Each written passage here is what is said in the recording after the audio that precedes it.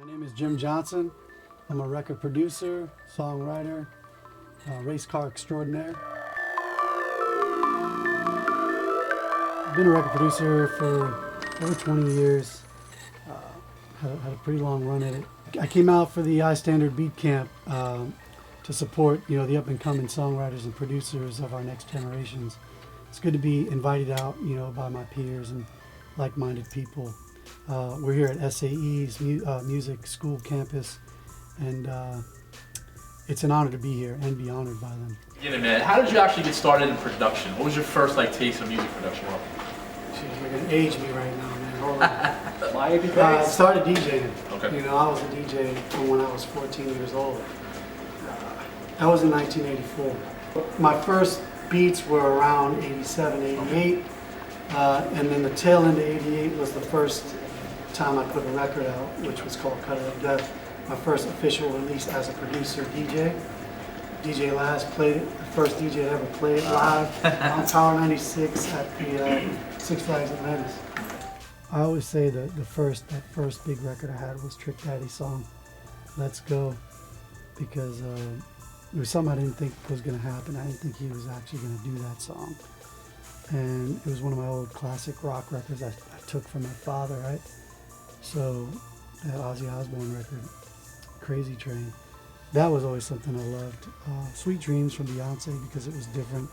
It was a different direction for me, but still close to our roots of Miami bass music.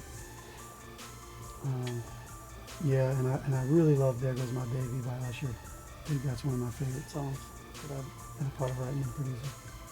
So over the years, you've worked with a lot of major artists. Have you ever felt you had to change your style or reinvent yourself, or do you suggest the producers do that every once in a while? Yeah, it's always good. It's always good to be challenged. One good thing about my business model, and I have a studio myself, and I do internships, and I bring on young producers or young artists or writers or engineers. It's being challenged by the young guys, Right. Fanatic and Zach, who I've been working with over the last couple of years, very closely the last 2 years, but they've been with me since 2007 and they were making beats and just cranking out beats, and I was doing my thing. I've always had a signature thing, but started kind of dwelling into what they do and learning from them, which helps tremendously. And I also gave them some of me, Right. which helped them. Excuse me. They're out in Los Angeles right now working. Last week and this week, we work a lot together. We work a lot apart. We just did together the ASAP Rocky record. The LSD song that's out now. That album's crazy. Yeah, thank you. That was music and melody was me, and then those guys helped with drums and sonics and just some of the unique shit about the record. So I'm influenced by a lot of the young guys now. Okay. When you say producer, I think the toughest part of it is understanding what a producer is, right? So a lot of the times people make beats or create instrumentals and feel like they're producing a record, right? So for producers, they should really learn how to run a room and deal with people. I think it's a networking thing in a small environment.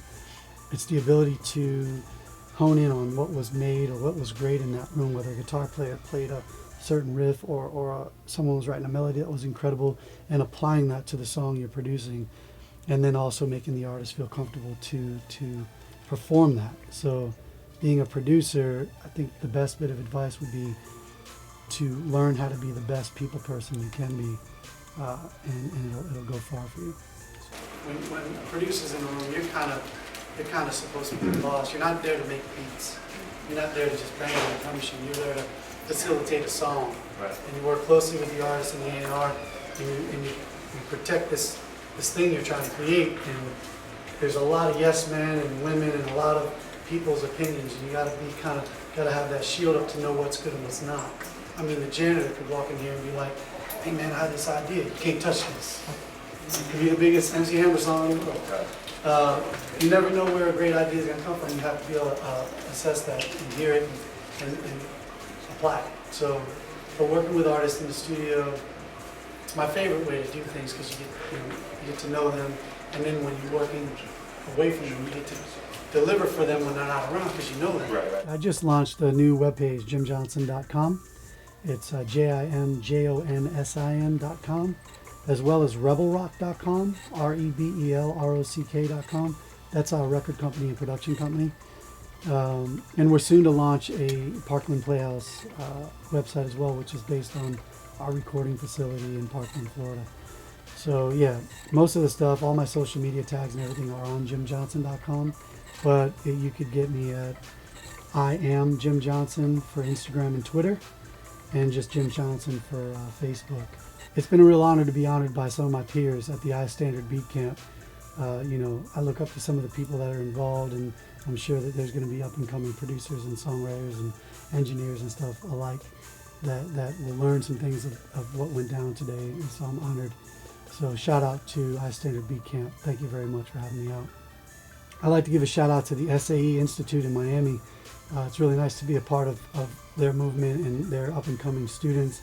I'm hoping to get some of their interns to come work with us over at the Playhouse and, you know, see where that all goes. But I've been very happy to be here and you know, learn a little bit from some of their people.